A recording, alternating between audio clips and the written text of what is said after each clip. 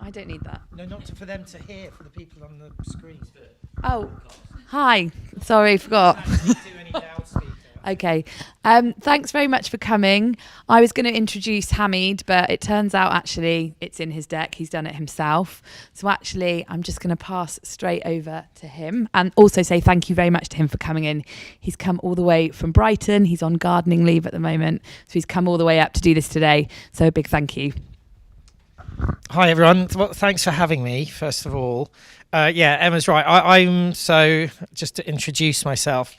I'm formerly Chief Strategy and Innovation Officer of OMD. I'm still technically employed by them, but they're pitching for McDonald's, and the only other agency in the pitch is Starcom. So, had an absolute stroke of luck where they kicked me out of the office and said, "You're going to have to not work for 6 months while we pay you." So. With a heavy heart, I walked out of that building and have literally done absolutely no work until I said to Emma ages ago, I'll come and do this. And in the meantime, I was like, oh, what can I do to fill the time? So we've just been off to Sri Lanka. That's me, you can sort of see in the background. My reality, just going up rivers on boats, looking at palm trees and drinking coconuts and stuff. And I was like, oh my God, right, I've got to get this deck together for you lot. So that's my reality of where I am now. I'm going to talk a little bit about your reality of the challenges that you face. And then I'm going to get into 5 areas where I think you can sort of stand apart from the competition. So this is your reality, right? These are most of the planners that you're dealing with. And for those of you who can't read what it says on the bottom here, it's not that I'm lazy, it's just that I don't care. By the way, you are not allowed to retweet, socially post, or repeat any of the things that I'm saying to you. I feel like I'm in limbo between the agencies. I can be a bit more honest than I normally would be. But, like hands up who deals with media agency folk on a regular basis. And keep your hands up if you think that the majority of people you deal with are really trying to smash it out the ballpark. Right. So I like to put sort of data that doesn't really exist into charts because it makes it look official. And this is one of those spurious charts, but I think based on my experience, it's fairly accurate. When you deal with agencies, there are a thin slither of people there who want to do amazing work. They want you to help them look like a hero. There's most of the people who are sort of giving you a slightly shit brief, going, I need you to do my job for me because I don't really want to think. And then there's some people who just don't really know why they're there, just getting through the day. I'm sure there's few of you here. And then we're dealing with clients who, similar sort of setup, where you got a few going, make me look like a hero, love working with them. You got some who go, oh, make me look like a hero, and you give them some good stuff, and they're going, oh, right, no, that's really risky. I don't want to get fired. Like, well, you need to take a risk if you want to look like a hero. Then they're going, okay, I quite like the hero thing, but you need to prove it's going to work. Don't have a crystal ball or a time machine, but we're going to talk about that a little bit later on. And then you got the few, don't know why I'm here. The office was near Milton Keynes, near my house, so it was the easiest place to get a job. And then this is your sort of world where you've obviously got a load of media owners that you compete with on a regular basis, but there's a proliferation of absolutely random ones who are eating your lunch as well and sort of doing little bits of advertising. Who are half of these people? But I'll tell you, they're bombarding media agencies going, give us a little bit of your time, which is distracting the planners, which is making their life harder when they're trying to work with you guys who are proper media owners, looking at the responses you're putting together. And let's say you sort of navigate that minefield and you get through the lazy planner, a client who wants you to negate all the risk, and you've battered away all the random media owners who they're genuinely pointless working with half the time.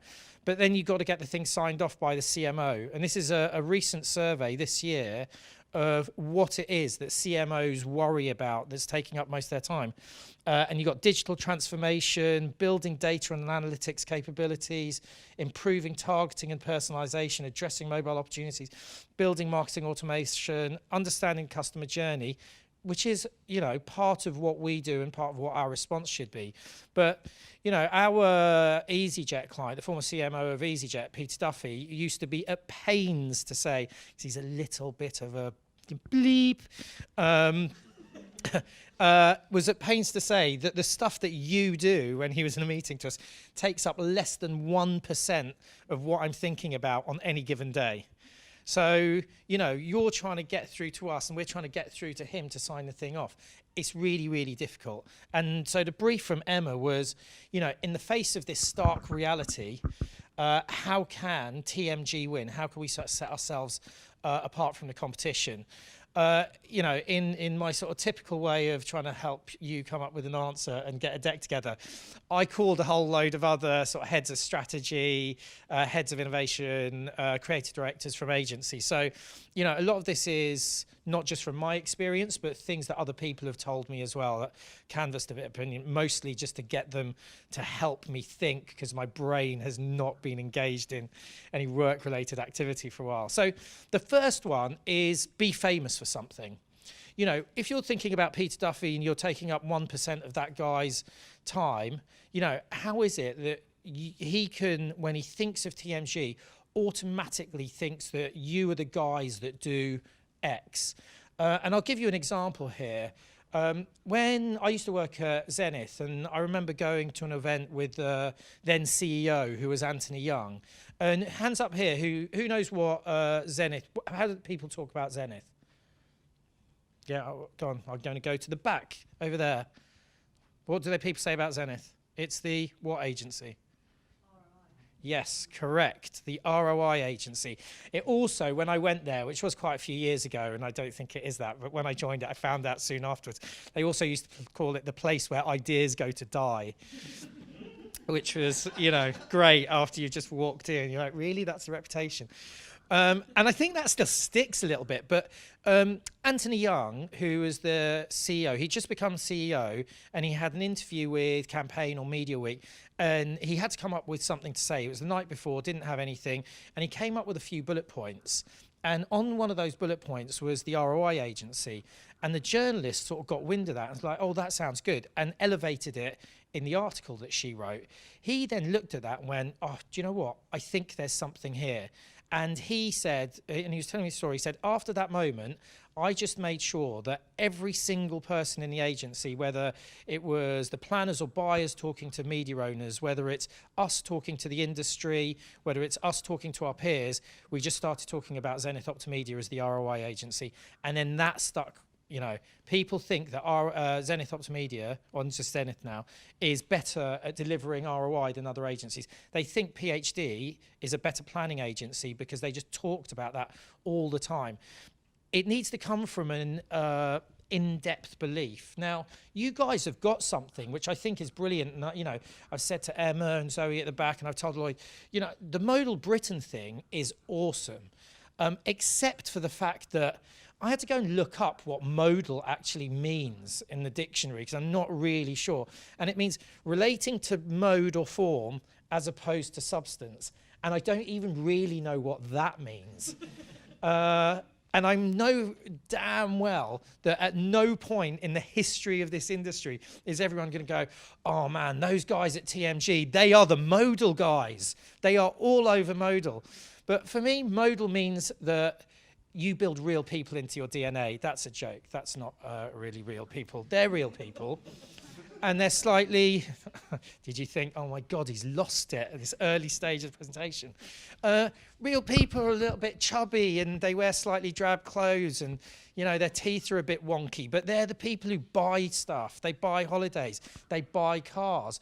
You should make a virtue of being able to separate yourself from the competition and go, we genuinely understand these people. We understand what motivates them. We get in culture how to get these people to do things because we make culture.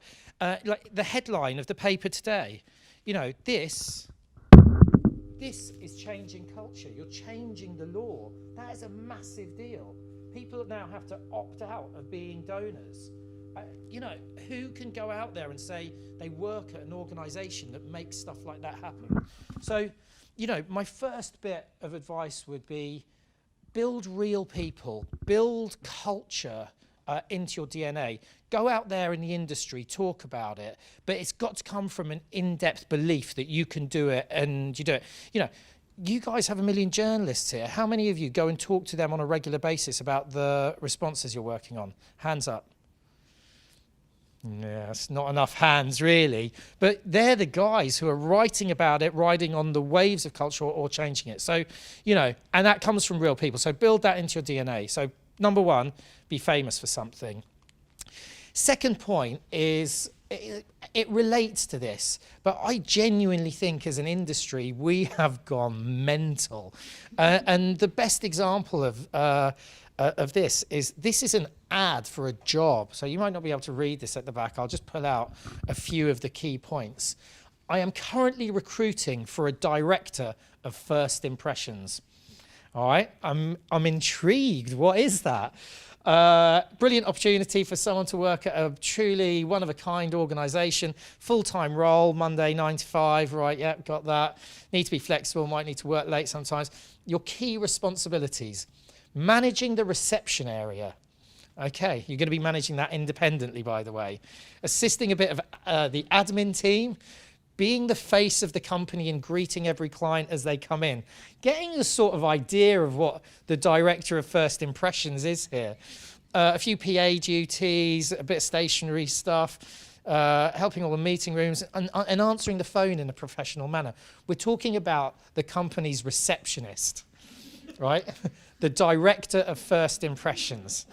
And I think as an industry, we are really sort of criminal for starting to use unnecessary marketing jargon and making the stuff that we talk about infinitely more complex than it needs to be.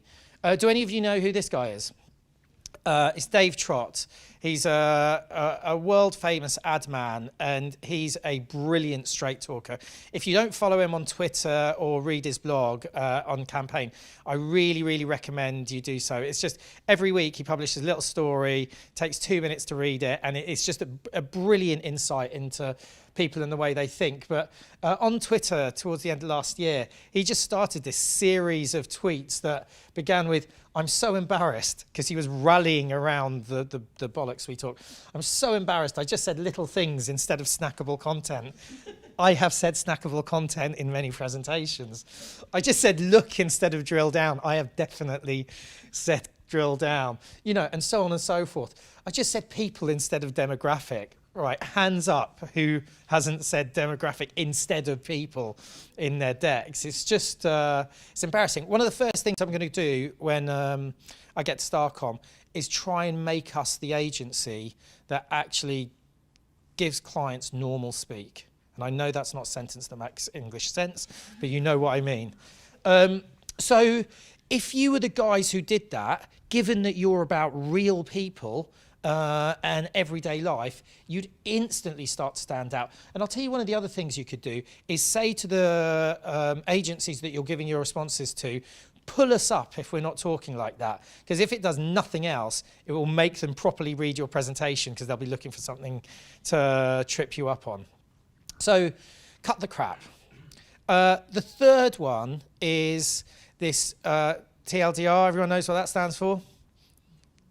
Oh, a few faces. I'm glad, because the first time someone showed me, I was like, oh, I should know this stuff. Too long didn't read.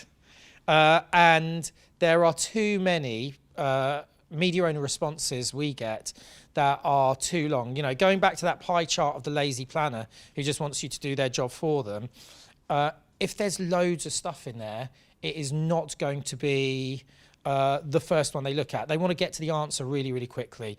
They're time poor because they're getting pulled in a million different directions. And, you know, you think of the average planner today versus 10 years ago, they have so much more things to think about than they ever did before. Genuinely have a little bit of sympathy for their lives. I don't think they make their lives particularly easier, because they give you shit briefs. They don't really think about what they're asking you, and then they're surprised when they get answers back that don't answer the question, that they don't really know exactly what it is. But that again is the reality that you guys live in. So I love this Mark Twain quote, if I had more time I would have written less. And what he's saying there is, it's easy when we're guilty all the time of giving you zero time to turn around a proposal.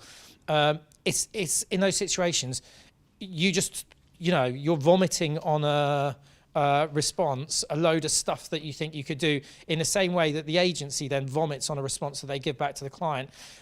They're all too long. They've got too much information in them. There are a few really simple things that I think that you could do that would help cut through to an answer that the guys in the agencies are really looking for. And this comes from, you work in an organisation that is all about communication. It's all about communication and culture. If anyone should be able to write succinct responses, it should be you guys, more so than any of the digital media owners that we speak to. But the first is, and this is so important, I'll get into this a little bit more, and I'll show you an example. Separate the insights and the facts. One of the things that we see in agency presentations at the beginning of it is, well, sometimes at the beginning of it we see a big sort of creds. Ditch the creds. If we've briefed you, we don't need to know that you're amazing at everything. Just, that's 5 slides you've saved straight away.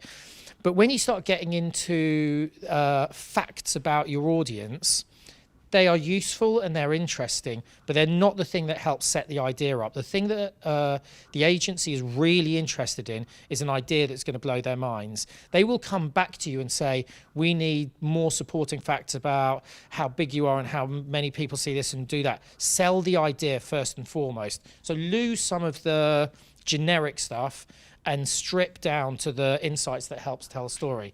When you're thinking about that, and I'll show you an example in a sec, take 1 or 2 of those insights and dig deeper. And again, I don't know how easy are the journos approachable here, or are they, okay, everyone I've met here seems really nice. So go to them and ask them, say, look, this is what I have, what's your perspective on it? And the example will help that make more sense.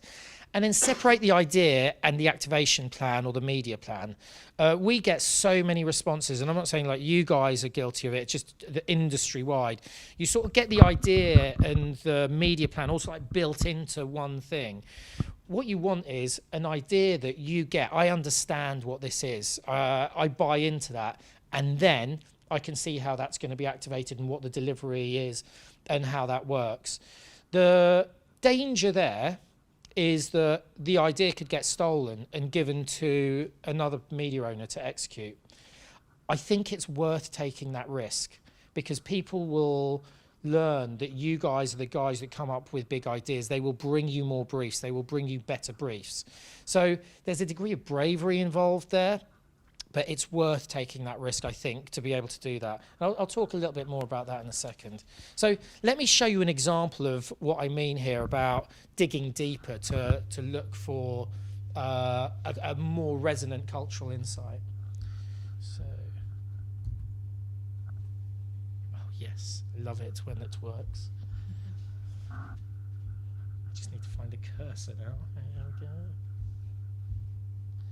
Oh, and apologies for this. It's American, and it talks about moms, and the accent's pretty annoying. And apologies to any Americans in the room. Are there any Americans in the room?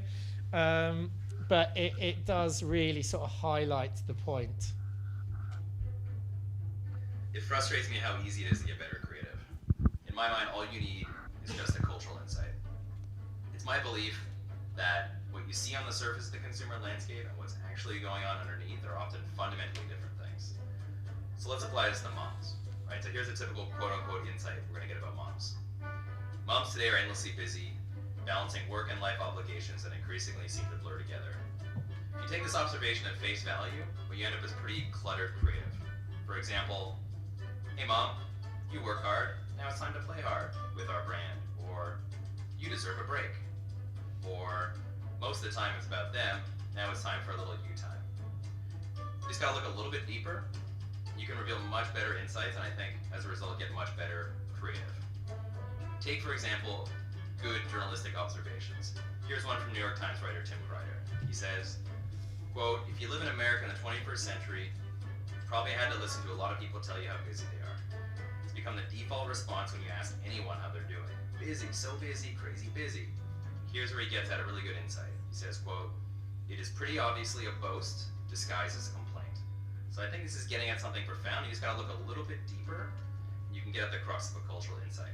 So let's take some research from the Harvard Business School as an example. They note that back in the day, when you were successful, you showed it off by how much free time you had, how often you went on vacation, how often you traveled. But in today's fast-moving, high-productivity society, it's actually how little time off that demonstrates to people your success. So what do these little mini insights teach us? I think it teaches us that our original observation about moms was actually only scratching the surface. Our cultural insight lands in a very different place, and it's this: that in today's world, when moms tell you how crazy busy they are, they're not actually asking for your brain to come in and offer them a break. Rather, they're asking for recognition that they're a person of value and importance. I'm going to stop there. You sort of get the idea. It's all about taking that little bit that you have and then drilling a little bit deeper into it. Now, I appreciate that takes time, and you don't always have time, which is why I was saying, which I like that example, because it came from a press organisation. You know, you've got a wealth of people who should be able to take your first stepping stone and go, do you know what? I think there's a little bit more to it. So let's say you've got that. And these are next couple of things that are just like a couple of cheats that, again, I think will just make it a little bit easier for you to get a nose ahead of the competition when you're sending your responses to that majority of slightly lazy media planners who are asking you to do their work for them. Signpost where they are in the deck. Signpost where you are in your response. Because you think what happens is a planner's briefed half a dozen, a really lazy one has sort of sent it out blanket to all the media. You know, it's very, very rare that I'll brief more than 2 or 3 media owners, because normally I'll have an idea of what I want to do before I start briefing them. And I'll go, I want to work with you guys because of this. This is where I've sort of got a starter for 10, and these are the reasons that I've got to this starter for 10. If you think that's wrong and there's something better, then tell me. If you want to collaborate with some other media owners, then these are the ones that I'd like you to work with. But you know, I facilitate those conversations. Most people don't. So you've got to make it easy for them to navigate through your decks. When they're looking through half a dozen, 10, maybe more responses, they want to be able to quickly work out where they are in the story. So little just navigation bars in a presentation help. And the other thing that really helps as well is understanding what the agency's planning process is. So this is the one that I was working on at OMD just before I left. I was desperate just to go, can we just use some normal English here? Because everyone uses such media bingo. But typically, everything that every agency does falls into sort of 4 areas. First one is, I want to understand what the challenge is. We've called it connect rather than challenge because, I don't know. We want to do some insight work. We called it discover rather than insight. Fine, sort of says what it is. Craft is about developing the idea and the sort of media planning. Activate is about the implementation. I mean, we were really trying to buck a trend there and call that media planning, because that is effectively what media agencies are supposed to do. I mean, there was nearly a mutiny at the highest levels of OMD when we tried to do that, speak plain English. But if you can understand what the agency's key headers are, and you can structure your response to fit into those, it means they can just lift and shift that straight into their deck, which is an instant win for you guys. You're a step ahead of the competition because they need to do less work. So, you know, how can we cut the deck down a little bit so it's more concise and more relevant? That was number 3. Number 4 is bravery. Now, this is a tough one because I think it's such a competitive landscape out there. We see so many responses that are the same as everyone else's response. And do you know what? You're never going to get into trouble for doing something that isn't sticking your neck out. But at the same time, you're probably going to win a few less briefs. If you're braver, you will lose some for being too brave, but you'll win more for really taking a bit of a risk on this is something that you haven't thought about. We think it's pushing the boundaries of what you do. But it also makes people go, do you know what? They're the guys that do that. I am going to come back to them again because I know what I'm going to get. There was a point in time where Channel 4, and they've built that back up, but Channel 4 really, really had a reputation for that. ITV would give you massive scale. You know, if you wanted to do something, some sort of creative solution on TV, you'd be nuts not to do it on ITV. It reaches a gazillion people versus Channel 4. But you went to Channel 4 because you know they were going to blow your mind with a much better idea. The challenge here is, again, spurious data chart, but you know, illustrates the point. Percentage of agencies/clients who want bravery is like right up there, 100%. We get killed for it every time we do our annual sort of appraisals. The clients say they want more bravery. Percentage of agencies' clients who shit themselves when you give it to them, 100%. So you're trying to sort of battle your way through this. One of the ways that I think you can do it, which negates the risk for you, and again, this is something that I'm going to implement when I get into Starcom, is with every response we give to the client, we're going to give them a beyond the brief. So you've asked us this, here's the answer, that's safe, you'll be happy with that. Here's something that you haven't thought about. It's a bit riskier, but you know what? It taps into this cultural insight. I really think it's going to make a difference. And it gives you license, and it gives everyone here license to do that. Now, I worked in Havas for a little while, and I tried to implement something like this, and it was falling flat. Who works with Havas here? They're more of a buying-driven culture, you know. I'm just going to slag them off a little bit because I can. I mean, it might change. That was years ago. I'm sure they're great these days. But it's more of a buying-driven culture. It was less about big creative responses and stuff. So I gave everybody in the strategy team, I gave everybody in the planning team, I wanted to call them fuck-up cards. But, you know, again, there was a mutiny in the board. There's two roos. So they ended up with screw-up cards. And it said, I screwed up. My client is satisfied with average, and I put something too creative in front of them, and they got angry with me. Please let me off. And I said, I want every single person to bring me one of these by the end of the year, because they've annoyed a client by going in with a out there idea that, like, no client's ever going to get annoyed with that. But, you know, it started to signal a cultural change. I left after about 9 months, so that died. But they went back to standard, beat up the media owners with buying rates. But, you know, think of the things that you can do internally that can create that cultural moment, because you've got to believe it as well to get to those sort of a big creative ideas. So, bravery. Final one, and this is the one that kills me all the time. You know, you put it into plain English. You got, look, this is our point of difference. It's a brave idea. The client's bought into it, and they go, right, prove it's going to work. No, how? I don't have a time machine. It's not magic. I don't have one of these. For those of you who are too young to remember, this is the DeLorean time machine from Back to the Future. I don't have one of these. I can't go out to the future and tell you it's going to work. But there are a few things that you can do to help you sell in that idea, despite it being risky. The first thing that I always do is scare them. Right? I make them think that if they don't do it, they're going to miss out on something. So then I inspire them, and then I show them how it's going to go big. So the way that I scare them is I'll have a look in their industry. So I used to do this to Carlsberg all the time. It used to, again, blow my mind that my clients would not read their industry titles. So they knew less about what was going on with their competition than we did. I was expecting them to tell me stuff, but I'd go in there and go, do you know what? Heineken's doing this, Foster's are doing that, and they're doing it, you know, for you guys, you go, look, they're doing it with them, and I'd put a shitty front cover on there because no one in our industry, or very few people, are pro-Brexit. So they go, yes, they're doing something good, but with an evil media owner, we need to do something great with a lovely media owner that's tapped into the culture of the country and changes laws for the good, and, you know, understands real people.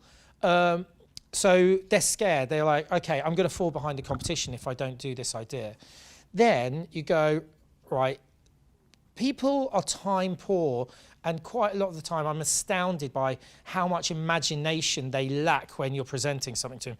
You really sort of have to spell it out. And I know this is a slightly ugly slide, but I literally lifted it from a deck that we had. So at OMD, the guys, when they're presenting back to clients, try and find an analogy that they can show them, something that's happened before, just to stimulate their thinking a little bit and make it really simple for them to understand what it is. So in this case, this was something for Eurotunnel. And they said this was a campaign that was on London Underground, which had loads of, you had to look at this poster and there were 100 tube stations identified. But you had to look at it and work out what they were. So it kept people locked in. At the same time, there was another campaign by Cheap Flights that allowed you to lift a picture off the internet, drag it into the banner ad, and then it would give you a recommendation of a flight to go to see something similar to that. You go, right, do you know what? If we take that and we put that together, use that as inspiration, and then they launched into the idea. And you've built those stepping stones, you built those bridges for the agency that you're presenting to go, right, yeah, I get that. And I've seen that before, and you've built on it, and it's bigger. So it doesn't always have to be something plus something. Sometimes we just go inspired by, and we have a campaign that they've seen before, and then build the stepping stones. So you scared them, then you've inspired them. And this is the last thing. It's harder for you guys, I think, than it is for the agency, but it's how do you demonstrate, in the absence of a time machine where you can go into the future and prove it works, the next best thing is demonstrate scale. Because a client is always happy if they go, do you know what, I know that half the UK are going to see this. The way that I always do it is when I work with media owners, I go, right, whatever solution you're giving back to me, whatever the idea is, I need to make sure that that idea can be packaged up and I can put some money into programmatic, or I can put some money into Facebook, so I can give them an extended audience beyond your ecosystem. Now, you know, one of the things that I would say to you is, and again, this is a brave decision, but when you go and present, if you said take 20k off take 20k off your brief, I know you're smiling at me, who's ever going to do that? We're not insane. You know, take 20k off the poxy little budget that you've given to me, but use that to take this content that we're creating for you and programmatically buy an audience of blah, that's going to give you an extra 8 million reach. And they'll go, all right, do you know what? That's pretty good, because that's much more interesting than what I was getting from you guys. And suddenly that scale puts a client's concerns to rest when you can't prove that the thing is going to work for them. But so if you can't prove that it's going to work, prove that lots of people are going to see it. And that might mean that you want to speak to the agency and go, who else are you briefing? Are you briefing Facebook, and are you briefing, you know, some media owners that can give you some scale? Can I work with them? Or, and this is something the Telegraph does, they'll always go, we're going to take 10k off that and put it into, not Unruly, but something like that, that's just going to give them a little bit more audience opportunity. So that's the last one. So, you know, how do you cut through, given the reality that you face? Lazy planners, CMOs who've got much more important things to do are only taking up 1% of their time. Be famous for something, repeat it, but you've got to believe it. It's got to come from within. It's, you know, make sure it's in every single one of your responses, not just those few sort of cred slides at the beginning. It's actually genuinely built in. That might be speaking to your panels, going, look, we've spoken to the guys, this is how they would act if we did this. Nearest thing to get an advanced evidence that something's going to work. Cut the bullshit, speak plain English. You will literally buck the trend of the entire industry. Make a virtue of it. Ask people to call you out when you get it wrong. Like I said, you know, asterisks. At the very least, they'll read your deck. Third one, keep it brief and start here. TMG equals culture. So I'm not just going to understand that first layer of audience insight. I'm going to get into the culture of what that really means. Like the example in that video, go and tap up your journos to help you do that. Be brave. Build a reputation for big thinking. right? You might lose out on some things, negate the risk by going beyond the brief. So you put the sensible idea in there and the brave idea in there. But if you help, that will help build that reputation. Not only are they about normal people, but they have brave ideas about how to go after them. And then finally, no one can see into the future. But if you scare them, you inspire them, and you show them that half of the population of the UK, one way or other, is going to have this thing put in front of them, they will go, all right, do you know what? I feel pretty confident about that. And it's what Facebook have built their business on, by saying 40 million people are going to see something this big on a phone that they're probably going to ignore. No, probably. We know the stats. 99.9 whatever percent of them are going to ignore. But that's their entire business model. And clients go, oh, I'm comfortable with that because I know 40 million people are going to see it. So that's good. So, you know, demonstrate. That for me is probably one of the most important ones. Because if the planner's not going to do that for you, you guys have to find a way of doing it for yourselves. So that's me. Five tips. Thank you very much. I've got, and here, if you want any questions, fire away. Yes, Emma Callahan. So we get told all the time by good people like yourself that we need to go and see more planners. Yeah. But planners are really time poor, we know that, and even more so now, for some of the reasons you touched on. So have you got any tips for how we can try and engage them? Because it is a big challenge for us. I remember, and this is years ago, that the Telegraph again did a piece of research on an older, more affluent population, and there were a load of charts that were just instantly nickable that I put into a whole load of decks whenever I was presenting anything about that audience, and there were two things I think that planners need to see. They need to, and you know what, I'm saying this through personal experience more than anything.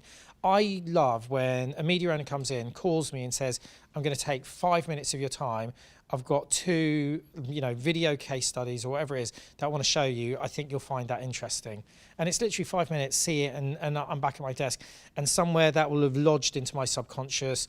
Or I might go, if you're lucky, right time, right place, go, oh my God, that's brilliant for something that I'm working on, I need it. So that was the first thing. The second, harder to get the time, but if you can get the time, is I've got a piece of research, and within that research, there are really, really easy to nick slides. So your Modal Britain stuff looks great. I actually love the design of it.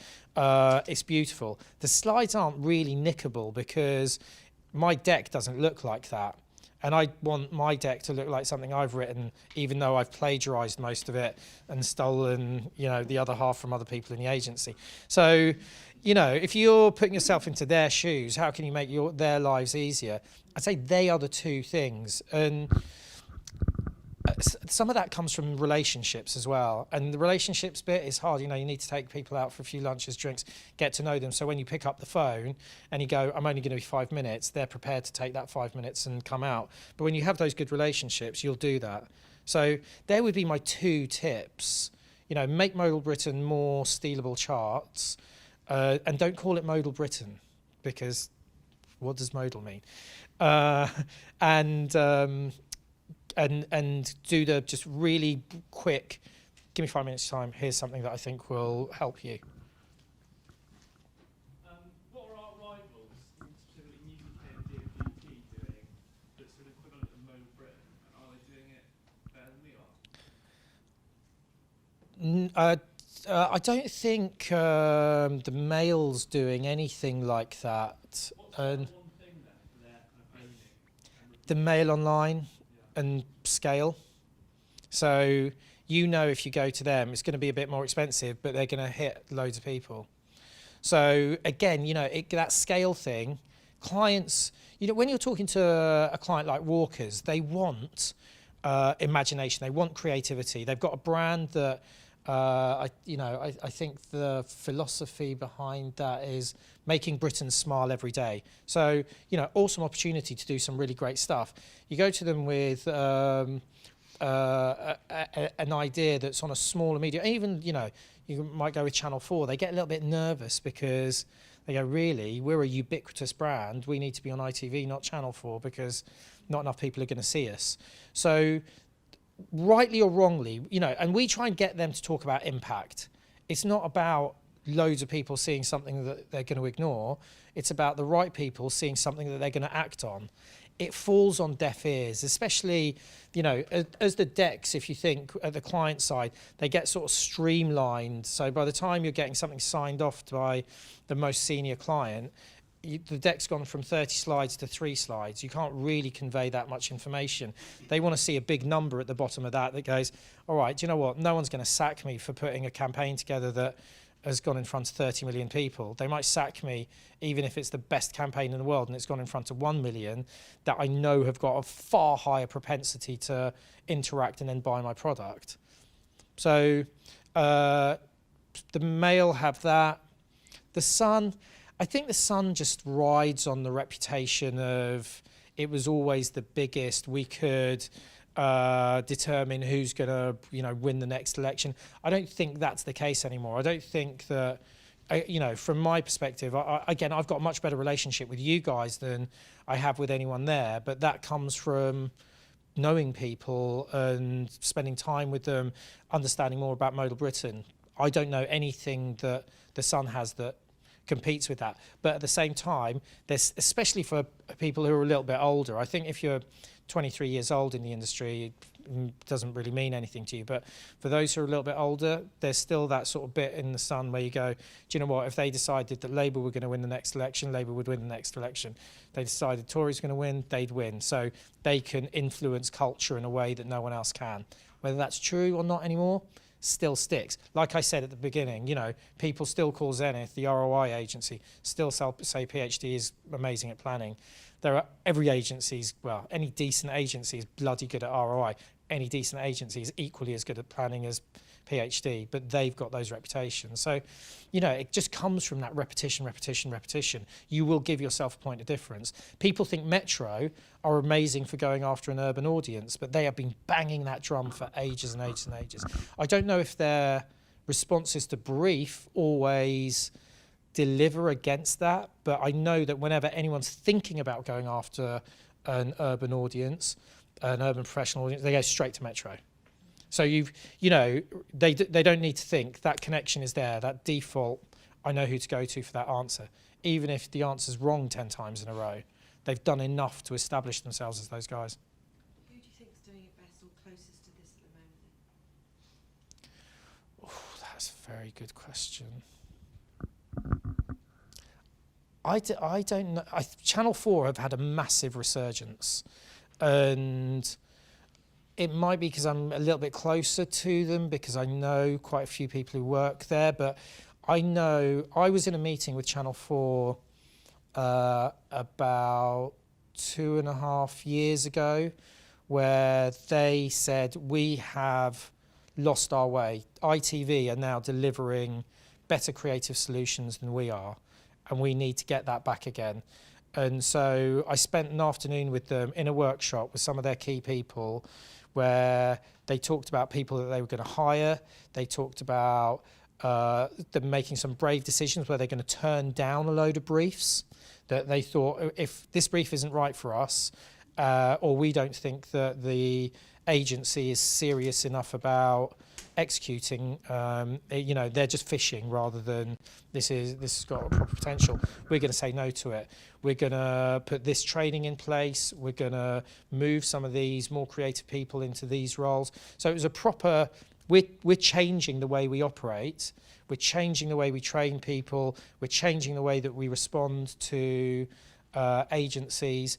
And in the last couple of years, they've had a massive resurgence in terms of their output. You know, they went and invested in, and I you know, I don't know how well it works, but they've got a space up in Islington, what do they call it, the Playhouse.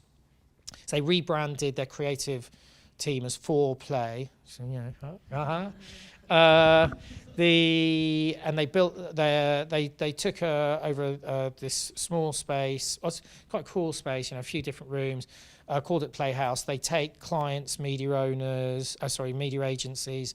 They do brainstorms and like interactive workshops and stuff there.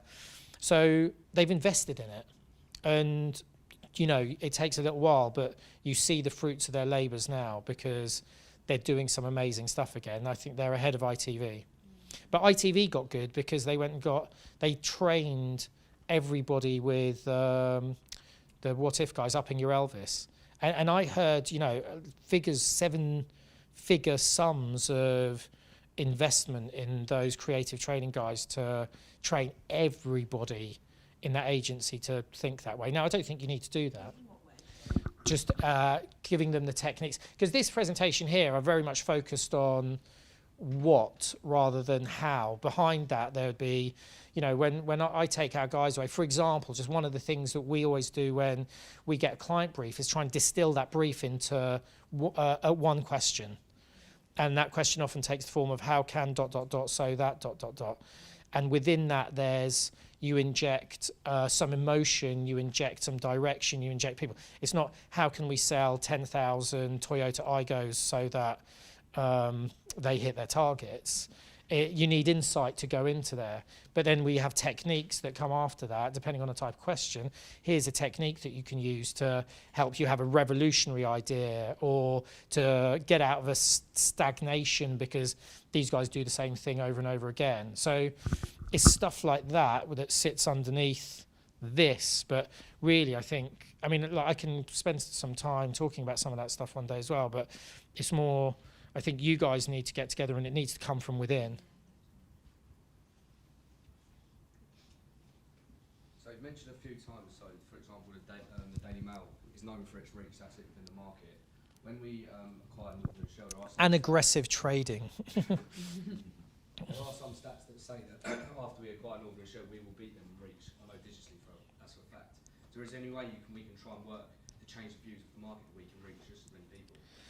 Just say it over and over and over again. Just keep this stuff. If you think once upon a time the Planner would have a few TV stations, a few key press titles, a couple of digital media owners would come and talk to them.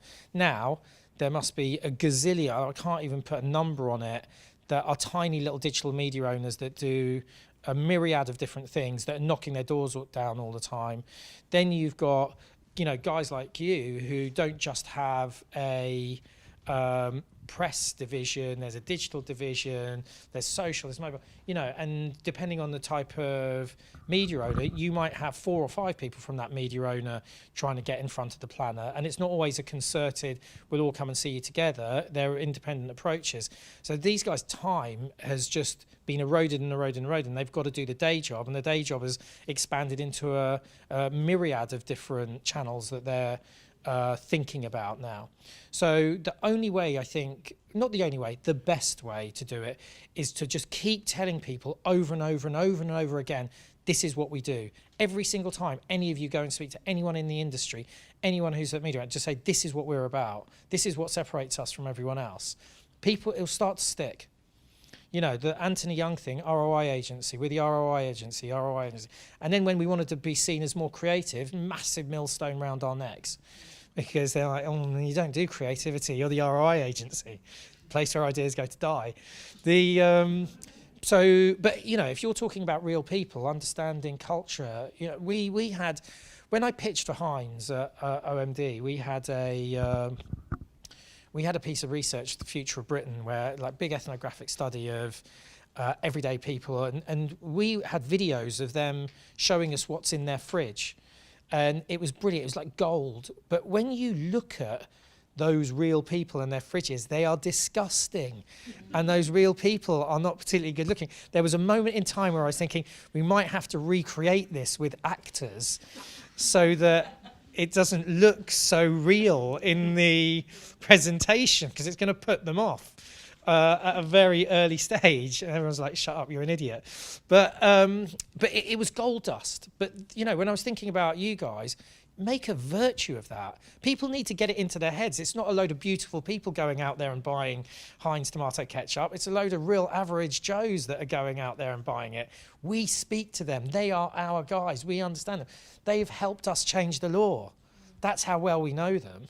So, you know, if you guys make a virtue of that, go like, they understand the people who buy our products better than anyone else. Mail doesn't. There's just a load of, you know, Kim Kardashian stuff.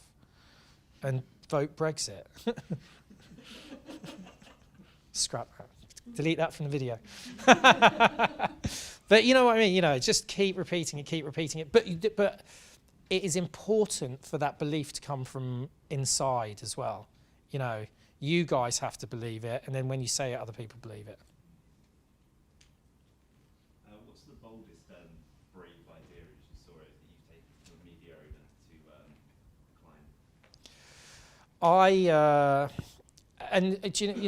I could say almost unequivocally, every standout campaign that I've ever done, I either have not had enough money from the client on the brief, or it's been in some way, shape or form impossible to achieve the idea that I've put forward. So years ago, I can't remember what the product was for O2, but we created a interactive 3D game in the cinema where you imagine, you know, and this is like early days of CGI.